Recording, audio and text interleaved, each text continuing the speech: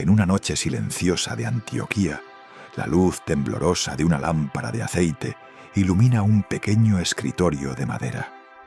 Un hombre de rostro sereno escribe con una pluma sobre un pergamino extendido. Sus ojos reflejan concentración, pero también algo más profundo, la certeza de estar escribiendo algo eterno. La pluma se detiene un instante. Afuera, el viento sopla entre las calles vacías. Dentro, un silencio reverente llena la habitación. El hombre mira el pergamino y escribe lentamente. Muchos han intentado narrar los hechos que se han cumplido entre nosotros.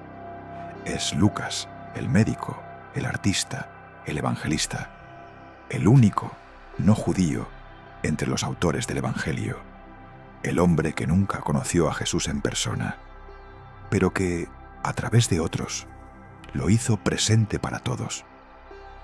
Cada palabra que escribe parece nacer del corazón. Recuerda las voces de los apóstoles, las lágrimas de María, los testimonios de aquellos que vieron la luz en medio del dolor. Todo lo que escucha y guarda en su alma se convertirá en el relato que cambiará la historia. Pero para entender cómo un médico griego llegó a narrar el corazón mismo de Cristo, debemos volver al principio. El mundo de Lucas era un mosaico de esplendor y vacío. El Imperio Romano dominaba con fuerza y elegancia, llenando las ciudades de templos, estatuas y mercados repletos de voces. Los filósofos discutían en las plazas, los comerciantes cruzaban mares y desiertos, y el progreso parecía no tener límites. Sin embargo, bajo esa apariencia de grandeza, algo faltaba. El hombre había aprendido a conquistar el mundo, pero había olvidado cómo curar su alma. Las calles estaban llenas de mendigos, los enfermos eran abandonados y la compasión se consideraba debilidad. En medio de ese imperio orgulloso, una ciudad brillaba por su cultura y su mezcla de pueblos, Antioquía de Siria. Allí, entre médicos, artistas y pensadores, creció Lucas. Escuchó las voces del saber humano, pero en su interior resonaba una pregunta más profunda. ¿Y si existe una medicina que no se aprende en los libros? Mientras el poder romano levantaba monumentos al cuerpo y a la razón, Lucas comenzaba a mirar hacia lo invisible. En un mundo que buscaba dominar, él empezaba a buscar sanar. Lucas nació en una familia griega culta, en medio de un ambiente donde el conocimiento era un tesoro y la palabra un arte. Desde niño mostró una curiosidad inagotable. Preguntaba por todo. ¿Por qué sanaban las heridas? ¿Por qué el cielo cambiaba de color? ¿Por qué algunos corazones dolían sin motivo? Estudió medicina, anatomía y filosofía. Pasaba horas observando los rostros de sus pacientes, intentando descifrar lo que el cuerpo callaba. No veía enfermos, veía historias. No buscaba solo curar, sino comprender. Era meticuloso, sensible y profundamente humano. Amaba la precisión del médico, pero también la belleza del artista. Muchos decían que sus manos curaban con ternura, como si cada gesto fuera una oración silenciosa. En las tardes, pintaba o escribía pequeñas notas sobre lo que veía. Le fascinaban los ojos de los pobres, la serenidad de los ancianos, la inocencia de los niños. En cada uno encontraba una chispa de algo sagrado, aunque todavía no sabía darle nombre.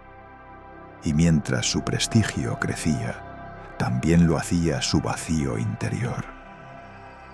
Una pregunta lo acompañaba siempre, como un eco suave en el alma. ¿Hay una cura para el dolor del espíritu?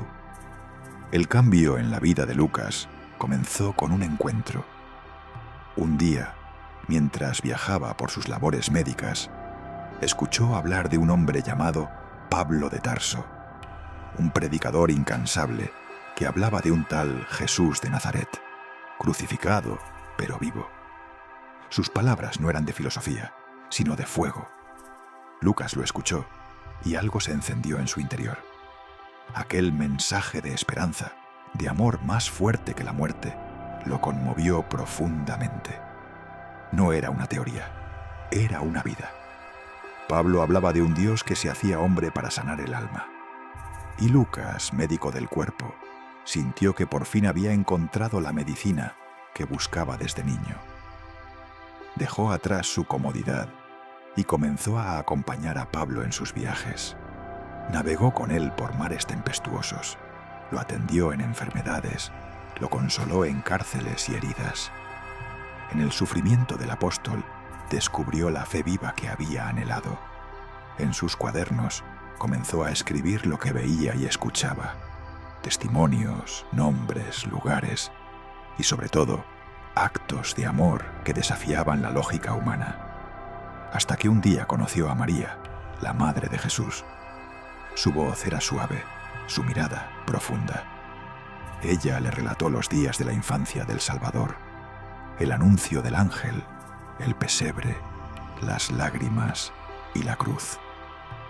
Y cuando terminó de escucharla, Lucas le dijo con humildad: «Tu historia no será olvidada». Desde aquel encuentro, la vida de Lucas cambió para siempre. Ya no era solo un médico ni un estudioso, se convirtió en testigo. Con su pluma y su fe, comenzó a recopilar los relatos de los que habían visto al Maestro, aquellos que habían sentido su voz, su perdón y su poder. Mientras Pablo predicaba, Lucas observaba. Mientras otros huían por miedo, él escribía. Cada palabra era una semilla que guardaba para las generaciones futuras.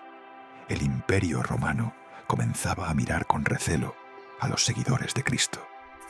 Las persecuciones se extendían, las cárceles se llenaban, los discípulos eran capturados, torturados, asesinados. Pero Lucas no se detuvo. Algunos le decían: «¿Para qué sigues escribiendo si todo esto terminará en el olvido?» Y él respondía con calma: «Porque el amor no se olvida». Con la precisión del médico y la sensibilidad del artista, escribió su evangelio. En sus páginas, Jesús no aparece como un juez, sino como un amigo, un sanador, un hombre que se acerca a los pobres, a las mujeres, a los pecadores. Fue el primero en contar la parábola del hijo pródigo, la del buen samaritano, la de la oveja perdida, historias que revelaban un Dios de ternura. A pesar del miedo, Lucas continuó su obra. Sabía que su escritura era más que un testimonio, era un acto de fe. Y mientras el mundo intentaba borrar la esperanza, él la escribía con tinta eterna. Lucas no solo escribió sobre milagros, los vivió. En sus viajes junto a Pablo, fue testigo de curaciones que la medicina no podía explicar. Recuerda aquella vez en la isla de Malta, después de un naufragio. Los habitantes los recibieron con bondad, pero el jefe de la isla estaba enfermo. Pablo oró, impuso sus manos y el hombre sanó. Lucas lo vio con sus propios ojos y comprendió que la fe también puede sanar. Desde entonces, cada palabra que escribía tenía un propósito: mostrar que Dios se acerca al dolor humano. Su evangelio se convirtió en el canto de la misericordia. Fue él quien escribió sobre el buen samaritano, para enseñarnos que el prójimo no tiene fronteras. Fue él quien narró al hijo pródigo, para mostrarnos que el amor del Padre no se agota. Fue él quien recordó las lágrimas de una mujer perdonada, para que nunca olvidáramos que la compasión es más fuerte que el juicio. Sus páginas respiran ternura. En ellas Jesús no solo cura cuerpos, sino almas. No solo enseña, sino que abraza. Por eso, siglos después, Lucas sería considerado patrono de los médicos y de los artistas, porque su medicina fue la palabra y su arte la misericordia.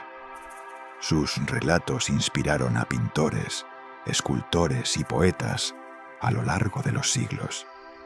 Y en cada trazo, en cada obra, late aún la mirada de aquel médico que supo ver en el sufrimiento humano el reflejo del amor de Dios. Los años pasaron y el médico de la misericordia envejeció en paz. Su vida había sido un viaje constante, mares, caminos, cárceles y silencios. Pero en su corazón no había cansancio, sino gratitud.